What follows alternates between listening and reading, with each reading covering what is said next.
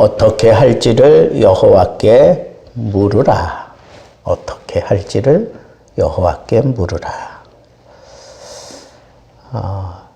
여러분, 아이성 전투의 실패 원인, 그것은 아간이 여리고에서 죄를 범한 것, 그것을 숨기고 고백하지 않은 것. 그리고 또 하나는 뭘까요? 여호수아가 이 아이성을 아주 가볍게 생각했어요.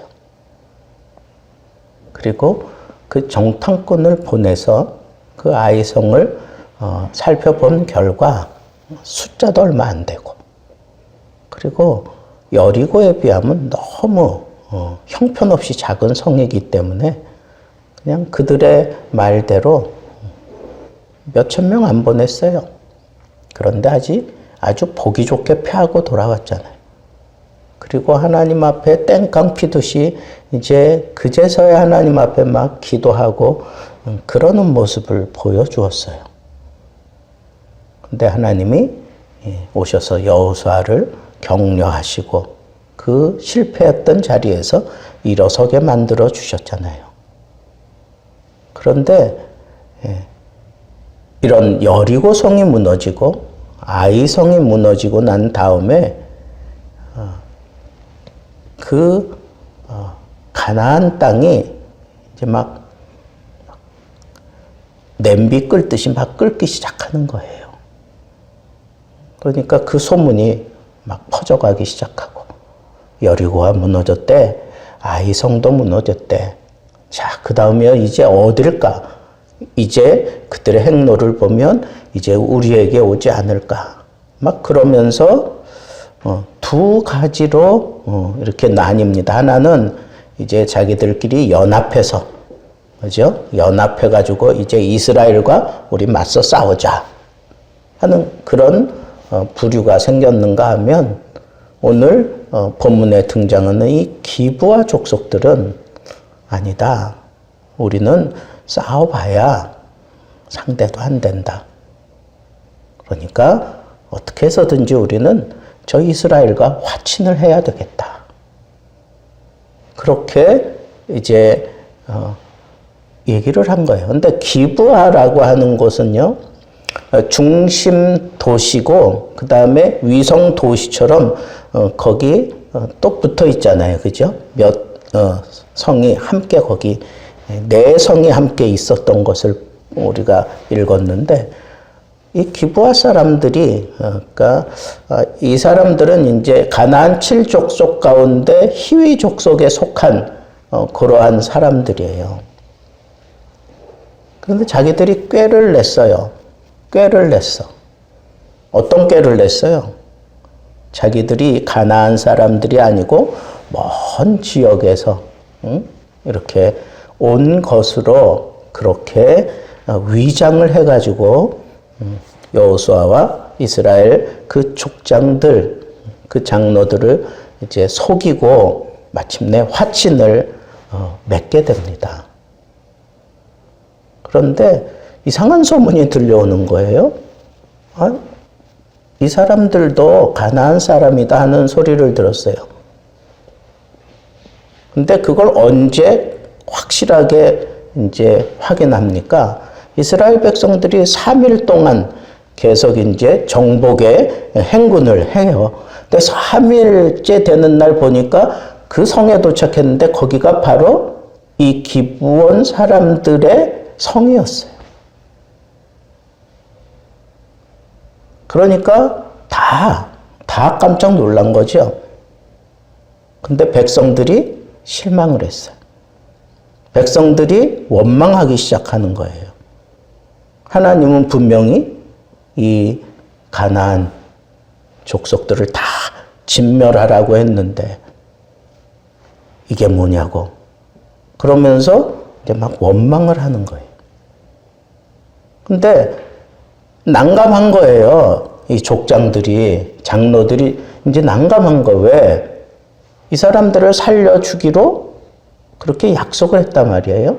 그리고 받아들였다고요. 화친을 했어요. 그리고 여호와의 이름으로 맹세하기까지 했단 말이에요. 그러니까 이 백성들을 이제 잠재우기 위해서 우리가 저들을 죽일 수는 없다. 저들이 우리를 속인 것은 사실이지만 우리가 저들에게 손을 대지 못하는 것은 여호와의 이름으로 맹세했기 때문이다. 대신 저들이 요구해온 대로 우리가 저들을 이제 종으로 우리와 함께 지내게 하자. 그렇게 일단락을 맺은 거예요. 여러분, 사람들은 잘 나가게 되면 뭔가 이 한 고비를 참 어렵게라도 이 한 고비를 넘어서고 나면 그 긴장이 풀리나 봐요. 아니면 뭐 이제 다시 또 승승장구할 수 있는 어떤 그런 딱 기틀이 마련되니까 사람들이 자꾸 잊어버리는 거예요. 오늘 본 말씀의 가장 키포인트가 뭐예요? 여호수아와 그 장로 족장들이 하나님께 묻지 아니하고 이 사람들과 화친하기로 결정을 하잖아요. 이 성경 기자가 분명하게 이걸 지금 강조하고 있어요. 여호와께 묻지 아니하고. 그러면 여러분, 여호와께 묻지 않았다라고 하는 이 말씀만 가지고 지금 여호수아와 이 족장들을 막 뭐라 그러기에는 저 사람들이 너무 완벽하게 속인 거예요. 여러분, 스팅이라는 영화 보셨어요? 완벽하게 속인단 말이에요. 완벽하게. 근데 어떻게 완벽하게 속였어요? 뭘 가지고 속인 거예요? 우리는 이 가나안 거민이 아니고 먼 나라에서 온 사신들이다 라고 그렇게 얘기를 했어요. 왜 이 기브온 사람들이 이렇게 먼 나라에서 온 것으로 그렇게 스토리를 짰을까요? 왜 그랬을까요? 그래서 우리가 이제 성경을 집중적으로 연구를 해야 돼요. 자, 신명기 20장을 보겠습니다.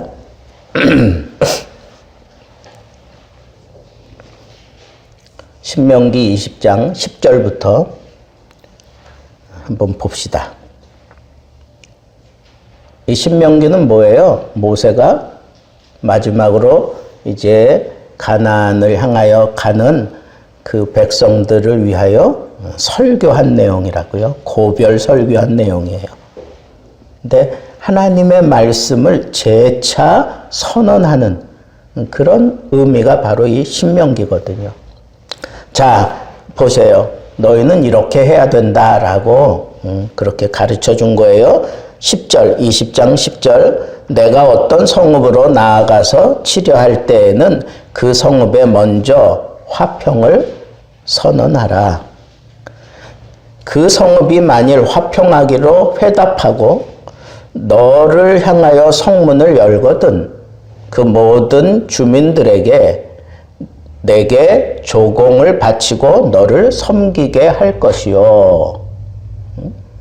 그리고 만일 너와 화평하기를 거부하고 너를 대적하여 싸우려 하거든 너는 그 성읍을 애워쌀 것이며 내 하나님 여호와께서 그 성읍을 내 손에 넘기시거든 너는 칼날로 그 안에 남자를 다 쳐 죽이고 너는 오직 여자들과 유아들과 가축들과 성읍 가운데 있는 모든 것을 너를 위하여 탈취물로 삼을 것이며 너는 내 하나님 여호와께서 내게 주신 적군에게서 빼앗은 것을 먹을지니라. 이건 일반 전쟁을 얘기하는 거예요. 이게 가나안 전투에는 해당되지 않는 거예요. 성읍을 다 정복하고 난 다음에 이스라엘이 가나안에 이제 완전히 정복 끝내고 거기서 살면서 이제 뭐 또 정복을 해야 되는 그런 전쟁을 하거나 아니면 그런 전쟁을 하게 될 때의 상황이에요. 자, 그런데 이제 넘어가서 이제 보세요. 15절. 너죠. 내게서 멀리 떠난 성읍들, 곧 이 민족들에게 속하지 아니한 성읍들에게는, 이 민족이 뭐예요? 가나안 7족속을 얘기하는 거예요. 이 민족들에게 속하지 아니한 성읍들에게는 이같이 행하려니와. 그 다음에 오직 내 하나님 여호와께서 내게 기업으로 주시는 이 민족들의 성읍에서는 호흡이 있는 자를 하나도 살리지 말지니. 그리고 그 가나안 7족속을 여기 쭉 얘기를 해요. 헷 족속과 아모리 족속과 가나안 족속과 브리스 족속과 히위 족속과 여부스 족속을 내가 진멸하되 내 하나님 여호와께서 내게 명령하신 대로 하라 그랬어요. 자, 여기서 우리가 오늘 본문 말씀과 매치시켜야 될 부분은 뭐예요? 15절. 내게서, 그러니까 이스라엘 백성들 그 가나안 정복하는 그 땅에서 멀리 떠난 성읍들, 그러니까 멀리 있는 그런 성읍들, 곧 이 민족들에게 속하지 아니한, 가나안 땅에 속하지 아니한 성읍들에게는 그렇게 하라 그랬어요. 화평을 추구하고, 그리고 그들이 문을 열 때에는 그들에게 조공을 받고, 그리고 그들이 섬기는 것을 너희들이 그렇게 취하라. 그렇게 얘기를 했잖아요. 그죠? 그러니까 화평을 추구하라고 그렇게 얘기를 했어요. 그런데 이 지금 우리가 여기서 보고 있는 이 여부스 족속이 도대체 이걸 어떻게 알았을까요? 이 사실을 어떻게 알았을까요? 이 사실을 알았기 때문에 그들이 멀리서 여행 온 것처럼 그렇게 꾸며가지고 사신으로 등장을 했잖아요. 그래서 저는 매튜 헨리라고 하는 그 학자가 이들은 하나님의 말씀을 신중하게 들여다보고 연구했던 사람들이다. 그렇게 얘기를 해요. 근데 그것도 가능하겠다라고 생각한 게 뭐냐면 그 여리고성에서 기생으로 있었던 라합이 뭐라 그래요? 너희 하나님은 상천하지의 하나님이다. 어떻게 그와 같은 고백을 할 수 있어요? 그리고 너희 하나님께서 애굽에서 어떤 일을 행하신 것을 다 안다 그랬어요. 그 다음에 여기 이 막강했던 지금 요단강 저쪽 편에 그 이스라엘 백성들이 광야 생활하는 동안에 그때 이 막강한 이 두 왕을 정복하고 무너뜨리잖아요. 이건 감히 상상지도 못하는 그런 일들을 일으켰다는 거예요. 누가? 이스라엘 백성들이. 그리고 하나님이 10가지 재앙을 통해서 홍해물을 말리시고 요단강을 말려가지고 지금 여기까지 가나안까지 들어왔으니까 그 가나안 땅에 들어오기도 전에 이미 라합이 얘기한 것처럼 여리고 이 백성들과 이 가나안 모든 족속들이 마음이 물같이 녹아내렸다 그랬잖아요. 간담이 서늘해졌다 그랬잖아.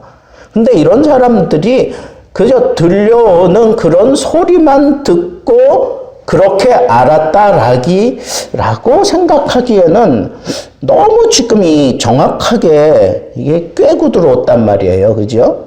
이 기브온 족속들이 너무 정확하게 꿰고 들어왔다고. 그러니까 이스라엘 백성들이 십계명 두 돌판을 들고 그리고 또 그렇게 생활하는 40년을 거기서 생활하는 동안에 알게 모르게 그런 것들이 이렇게 주변 나라에 흘러 들어가지 않았을까. 그렇게 볼 수 있는 거죠. 자, 그렇다면 이 기브온 족속들이 어쨌거나 이 말씀을 알기 때문에 지금 그렇게 먼 이방 나라의 사신으로 가장하고 왔다는 거예요. 하나님의 그 말씀을 통하여 피할 길을 이들이 찾아낸 거예요. 찾아낸 거예요. 그것이 뭐 글로 된 말씀을 받든지 아니면 이런 소문을 듣고 알았든지 간에 어쨌든지 간에 자기들이 피할 길을 찾아낸 거예요. 또 하나는 그래도 의심하는 그 여호수아와 그 족장들에게 그들을 안심시키면서 한 얘기가 뭐예요? 하나님 얘기를 하잖아.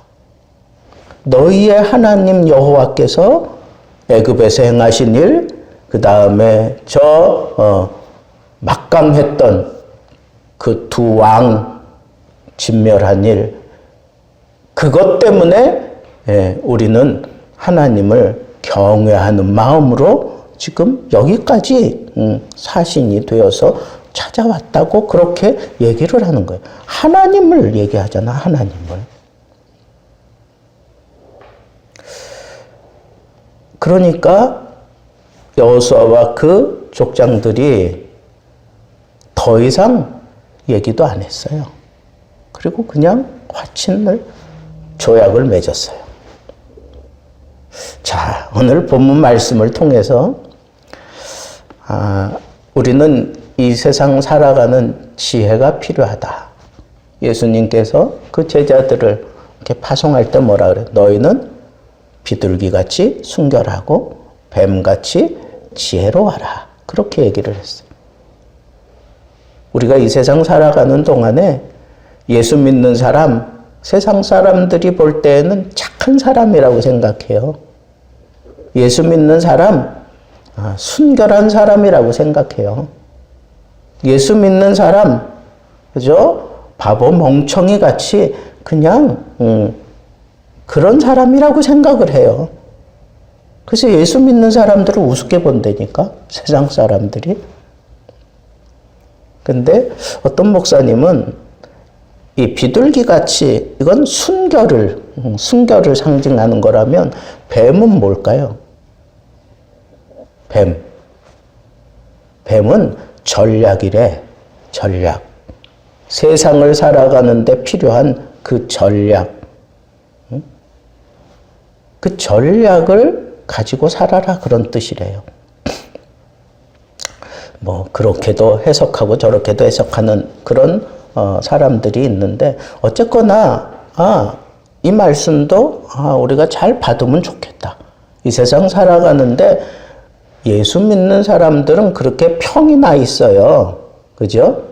예수 믿는다는 게 왜 이래? 뭐 이런 얘기하는 건 뭐예요? 그들 나름대로 세상 사람들은 예수 믿는 사람들에 대한 그런 기준을 가지고 있다니까. 자기 나름대로의 선입견이 있어요.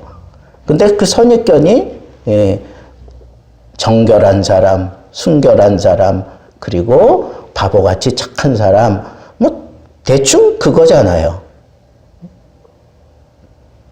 근데 그 사람들에게 우리가 그렇게 비춰져 있는데 아니야.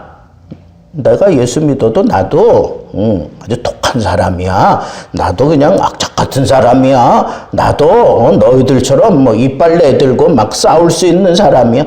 뭐 이렇게 보여주면 그 사람들하고 다툼이나 일어나지, 그 사람들과 평화롭게, 그리고 그 사람들을 그리스도 앞으로 이끌어올 수 있는 길이 없잖아요. 그러니까 전략이 필요하다는 거예요. 전략. 자, 그럼 우리는 어떤 전략을 가져야 될까? 첫째는 이 세상에 대해서, 이 세상의 꾀, 그리고 이 세상이 추구하는 바는 뭐예요? 이 세상이 추구하는 바는 다 어디에 걸려 있냐면 이 물질에 걸려 있어요. 물질에.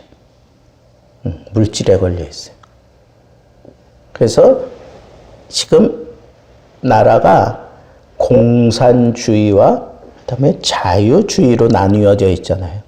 극과 극이잖아요.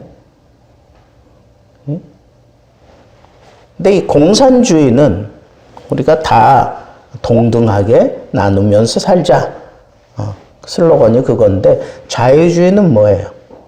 자유주의는 우리의 어떤 노력을, 최선의 노력을 다하고 재능을 다해서 우리가 충분히 자유체제에서 우리가 어떤 경쟁을 하든 뭘 하든 간에 우리가 풍성함을 누리며 살자.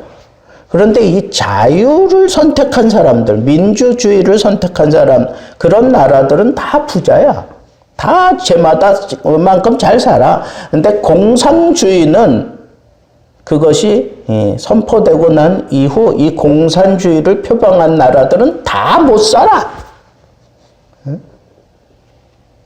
그러니까 이 사람들은 겉만 그런 거예요. 그런데 여러분, 세상은 이 공산주의만이 세상이 아니에요. 이 자유주의에도 세상이잖아. 여기도 세상이에요. 그러니까 성경이 얘기하는 세상은 예수 믿는 사람들 외에 전부가 다 세상이에요. 이 세상은 항상 우리들을 시험하고 우리들을 무너뜨리기 위해서 무엇을 가지고 흔들어대느냐 하면 물질을 가지고 흔들어대요. 물질을 가지고. 그래서 여러분, 우리가 이 세상 살아가는 첫 번째 전략은 뭐냐? 세상은 언제나 나에게 어떤 그런 이득, 어떤 이득을 준다. 너 이런 선택을 하면 이런 이득이 생겨. 너 이런 일을 해. 그래야만 너는 이렇게 풍성하고 너 잘 살 수 있는 거야. 그러면서 뭐 합리적이든 아니면 뭐 감정적이든 무엇이든지 간에 무언가 우리를 자꾸 흔들어 놓기 위해서 쓰는 첫 번째 전략이 뭐냐? 물질 가지고 흔드는 거예요. 돈으로 흔들어 대는 거야. 오죽하면 돈 가지고 안 되는 게 있느냐라고 그렇게 얘기하겠어요. 진짜 돈 가지고 안 되는 게 없는 것 같은 그런 생각을 하면서 우리가 살아가잖아요. 예수 믿는 사람들에게 가장 강력한 시험거리는요, 물질이에요. 물질이라고. 여호수아와 족장들도 여기서 쓰러진 거예요. 그들이 가져온 그런 물질. 또 그들이 우리가 너희의 종이 되겠다. 그렇게 얘기하니까 이스라엘 그 족장들이 딱 생각해 보니까 우리에게도 종이 있으면 좋겠다. 우리에게도 종이 있으면 좋겠다. 그렇게 어떤 이익이 눈에 확 들어온 거. 그래? 그러면 우리에게 이익이지. 이거는 뭐 성경을 어기는 것도 아니고 먼 나라 사람들이 우리에게 와서 스스로 종이 되겠다고 하는데, 그죠? 문을 열면 그들과 화친하고 그들이 우리를 섬길 수 있도록 하라고 모세가 그렇게 가르쳐 줬잖아요. 그러니까 이거는 이득이야. 이거는 우리나라의 이득이야 라고 하는 그냥 생각이 확 들어온 거예요. 그리고는 이 사람들이 더 이상 어떻게 다른 생각 가질 수 없도록 하나님을 들먹이면서 그 마음을 굳혀버렸어요. 여러분, 우리가 이 세상 살아가는 전략 가운데 두 번째는 뭐냐면 저들의 꾀에 넘어가면 안 돼, 꾀. 이들이 꾀를 내가지고 먼 데서 자기들이 오는 것처럼 그렇게 뭐 떡도 굳은 떡 가져오고 뭐 옷도 다 헤어지고 그 다음에 포도주도 그렇게 뭐 쇠병을 가져왔는데 이게 지금 다 헐었다 뭐 이런 식으로. 그래서 긴 여행에 필요한 기색을 아주 이 사람들은 이 연극을 잘했나 봐요, 그죠? 그러니까 그리고는 이스라엘 백성들이 다른 생각할 수 없게 그냥 하나님을 들먹여 대니까, 하나님에 대해서 너무 정통하게 알고 있으니까 이 사람들이 정말 하나님을 경외하는 마음으로 우리에게 화친을 청하는 거구나 라고 그냥 아무 생각 없이 그냥 받아들인 거예요. 마지막 세 번째 전략은 뭐냐? 첫 번째는 물질, 두 번째는 저들의 꾀라 그랬어요. 세 번째는 뭐예요? 하나님께 물어야 된다는, 하나님께 물어야 돼요. 다 손에 쥐었어도 이 사람들 우리가 종으로 쓰면 되겠구나. 하나님의 그 법에 어긋나는 게 아니니까. 그죠? 모세가 정해놓은 그 법에 어긋나지 않잖아요. 먼 나라 사람이라면 이들이 지금 요구하는 게 손에 들었어요. 이 사람들은 정말 하나님에 대해서 하나님을 아는 정도가 상당한 걸 보니까 이 사람들은 그냥 우리에게 숙이고 들어오려고 하는 게 아니라 하나님을 경외하는 마음으로, 하나님을 추구하는 그런 마음으로 우리 공동체에 들어오려고 하는 거구나 라고 하는 생각을 가지고 양손에 딱 쥐었을지라도 여호와께 물어야 된다는 거예요. 그래야 우리는 넘어지지 않아요. 이스라엘 백성들이 지금 한 게 뭔데? 아무것도 없잖아요. 이 기본적 속과 무슨 전쟁을 하는 중에 이 사람들이 숙이고 들어온 게 아니잖아요. 아무것도 없는데 스스로 자기네들이 종이 되겠다고 찾아와서 양손에가 딱 거머쥐게 만들어 주었어요. 그때 기도하라는 거예요. 그때 여호와께 물으라는 거예요. 여러분, 우리는 참 힘들고 어려울 때는 기도를 해. 여호와께 물어. 그런데 그냥 갑자기 그냥 생각지 않았던 그런 이득이 생기고 생각지 않았던 그런 상황이 내 앞에 탁 펼쳐지면 그때는 사람들이 이게 긴장이 풀리나 봐요. 그리고 자기 생각을 100% 교만해져요. 생각지 않았던 이득이 생기고, 그리고 저 꾀를 쓰는 사람들보다 내가 더 우위에 있다라고 하는 그런 생각이 들면 교만해져요. 사람들이 다 교만해진다고.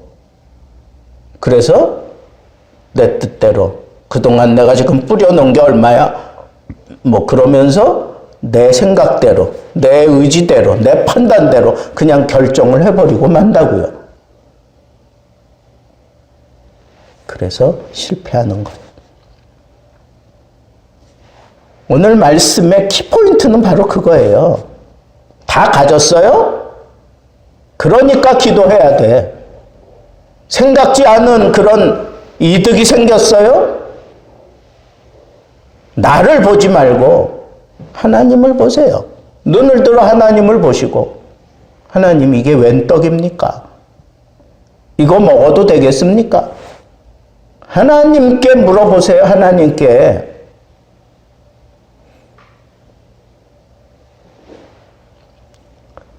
여러분, 아이성 기도하지 못해다가 나중에 통회하고 자복하고 죄를 무릅쓰고 하나님 앞에 눈물로 기도하면서 그 심각한 상황을 겨우 벗어났잖아요. 근데 얼마 지나지 않아서 또 실패하는 이유가 뭐예요? 내가 정말 심각한 상황에 쪼이고 그럴 때 정말 기도로 그걸 뚫고 나가는, 이것도 기도가 필요하지만 생각지 않게 그냥 모든 일들이 다 잘 되고 모든 일들이 다 풍성해지고 뭐 생각지 않은 이득이 막 생기고 그냥 한 손에 양손에 그냥 흘러 넘치도록 세상적으로 얘기하면 복이 잔뜩 내 품에 그냥 넘쳐나고 있을 때 그때 기도하라는 거. 그때 기도하라는 거. 사람들은 그때 기도 안 해요.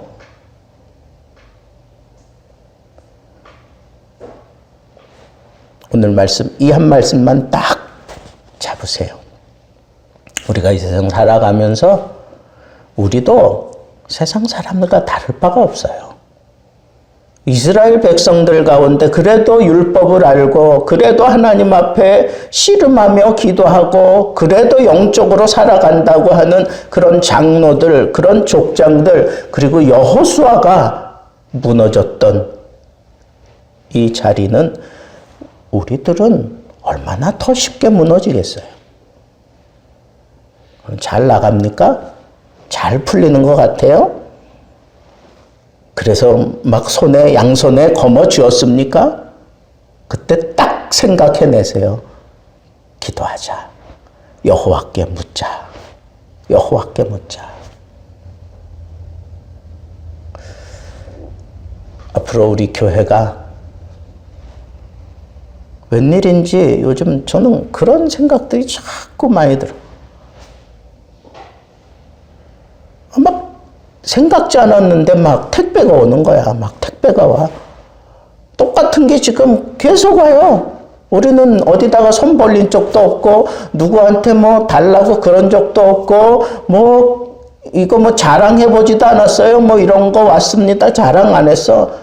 근데 여기저기서 그냥 아는 분들이 어떤 걸 왜 똑같은 걸 계속 보내오는지 몰라. 그래서 우리 집사람이 하나님이 우리 교회 정말 부흥시켜 주실라나 보다. 이거 다 같이 이거 소비하려면 이거 도대체 얼만큼 하나님이 부흥시켜 주려고 이러시나. 여러분 저는 믿어요. 하나님이 반드시 부흥시켜 주실 거예요. 그렇다면 여러분 생각지 않게 사람들이 여러분들에게 나도 교회 좀 다니고 싶어. 아니면 그냥 지나가는 말로 한마디 툭 던지고 그랬는데 마음이 동했다 그러면서 같이 교회 가자고 찾아오는 그런 사람들도 있을 수 있어요. 저 그런 사람들도 많이 봤어요. 그때 여러분 기도하세요. 여호와께 물어보세요.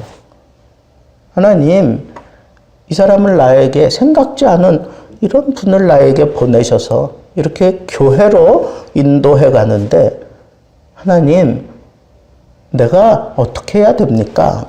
좀 물어보세요. 이 한 사람으로 말미암아 끝나는 게 아니라 이 한 사람으로 말미암아 길이 열리고 전도의 문이 열리고 부흥의 문이 열리고 막 이런 일들이 기도하고 영적으로 눈이 떠진 자들에게 임하는 거예요.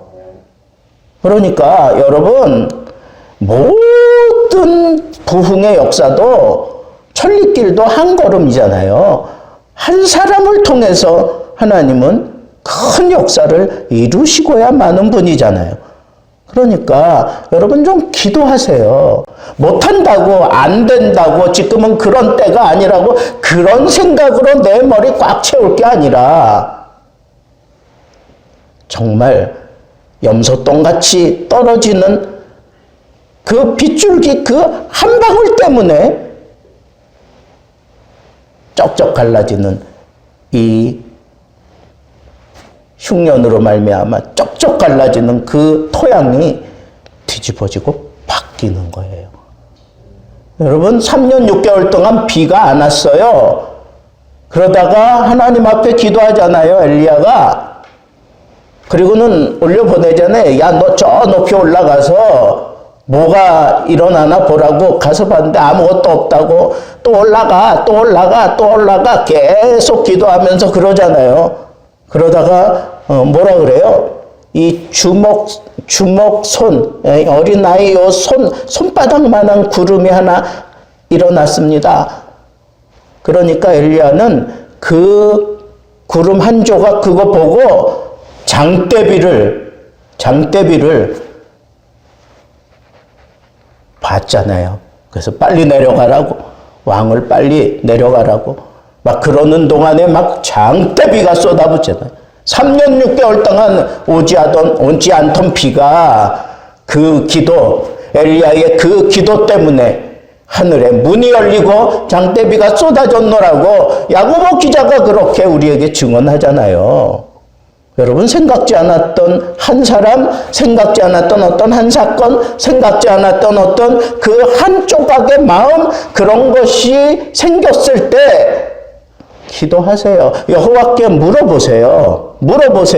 그리고 기도하는 가운데 손바닥만한 구름 하나가 떠오르면 여러분, 그 손바닥만한 그 구름을 통해서 장대비같이 온 세상을 적시는 비가 쏟아질 것을 좀 영적인 눈을 뜨고 볼 수 있는 그런 기도의 사람들 되기를 우리 주님의 이름으로 축복합니다.